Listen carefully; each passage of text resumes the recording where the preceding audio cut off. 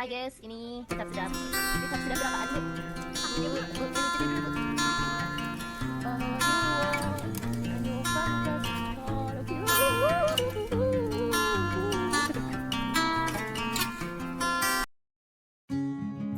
Assalamualaikum warahmatullahi wabarakatuh. Perkenalkan, nama saya Nia Yuti Solihah. Saya mahasiswi Psikologi Islam semester 6. Di dalam kesempatan kali ini saya akan membuat video yang bertemakan tentang perceraian dan dampak perceraian. Sebelum kita membahas ke sana, tentunya kalian tahulah, sebelum ada kata perceraian tentunya pasti ada kata pernikahan, di mana sebuah keluarga atau sebuah rumah tangga itu pasti mempunyai beberapa konflik.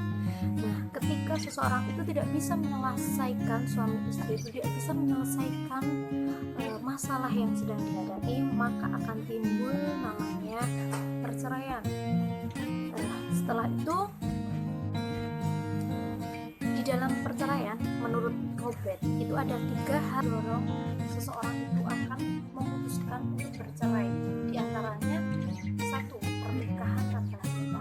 Apa sih pernikahan tanpa cinta itu? Pernikahan tanpa cinta adalah sebuah pernikahan yang dilandasi dengan tanpa cinta. Seperti contoh kasus seperti orang yang dijodohkan. Mungkin tidak semua orang yang dijodohkan itu mereka tidak melandaskan rasa cinta, karena orang Jawa pun juga beribarat atau memiliki kata-kata bahwasanya Udik Tresna jalanan jalaran sekopulungan, itu benar juga. Namun ketika orang itu, tidak semua orang kan bisa dipukul rata seperti itu, maka ketika orang itu tidak bilang hubungan pernikahan itu tidak dilandasi dengan rasa cinta, makanya itu akan mudah sekali untuk berakhir dengan perceraian. Kemudian yang kedua adalah pernikahan sejak dini. Pernikahan sejak dini adalah kondisi di mana usia psikologis atau usia fisik kita itu belum sesuai atau belum cukup umur, ya, kalau bahasa enaknya itu belum cukup umur untuk menikah. Nah, kenapa sih pernikahan dini itu dilarang oleh negara? Karena itu juga akan berpengaruh kepada kesiapan kesiapan individu tersebut. Ketika orang itu sudah berkeluarga, ketika orang itu sudah menikah, maka akan lebih banyak lagi masalah-masalah yang timbul. Nah, ketika usia psikis atau fisik mereka itu tidak mampu untuk menangani masalah-masalah tersebut, maka akhirnya mereka akan memutuskan untuk bercerai. Kemudian yang ketiga adalah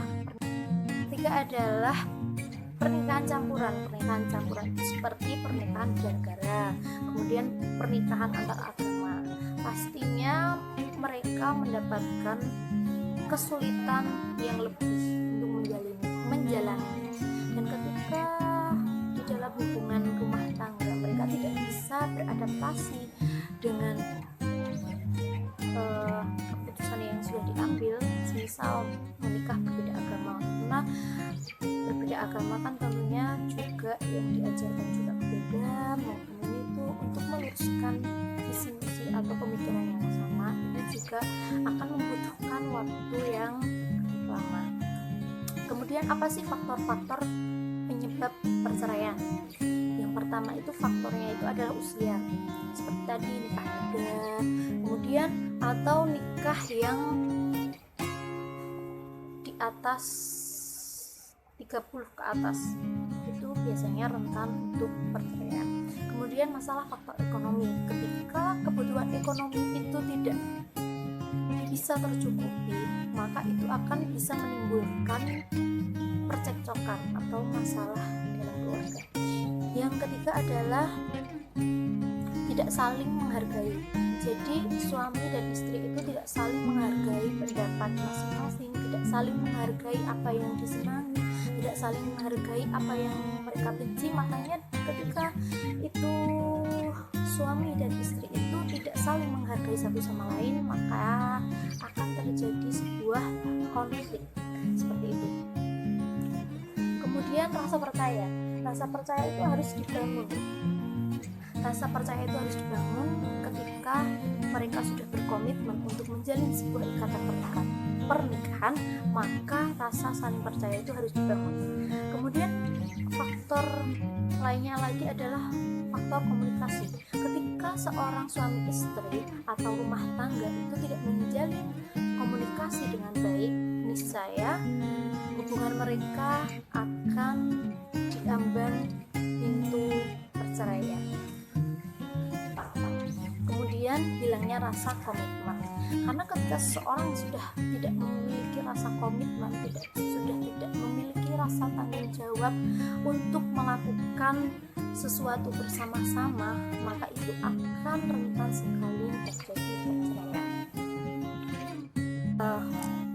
Kemudian banyak dampak dari perceraian, diantaranya itu akan merugikan kedua pihaknya, kemudian akan menjadi cemoohan warga, cemoohan keluarga. Yang sangat merasakan dampak dari perceraian tersebut adalah anak dari perceraian, dari hasil perceraian mereka pasti tentunya memiliki efek yang sangat mendalam, seperti depresi, kemudian malas untuk belajar, kemudian mereka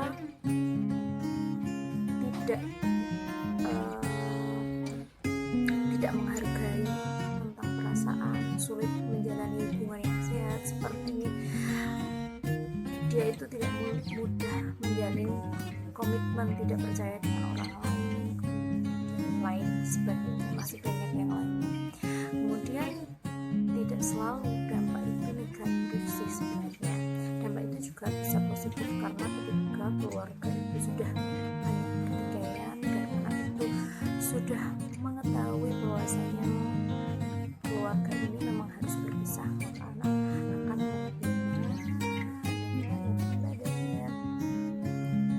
kemudian solusi untuk menguatkan pernikahan adalah satu, menjaga komunikasi yang baik, kemudian saling berpikir positif terhadap pasangan, saling percaya dengan pasangan, kemudian introspeksi diri ketika ada suatu masalah, kemudian mengintrospeksikan diri sendiri, tidak saling menyalahkan, kemudian menghargai satu sama lain, saling mencintai, kemudian meluruskan kesalahan dan salah paham. Jadi ini masuk ke dalam komunikasi yang baik, dimana ketika ada suatu masalah atau kesalahpahaman, enggaknya itu dibicarakan, kemudian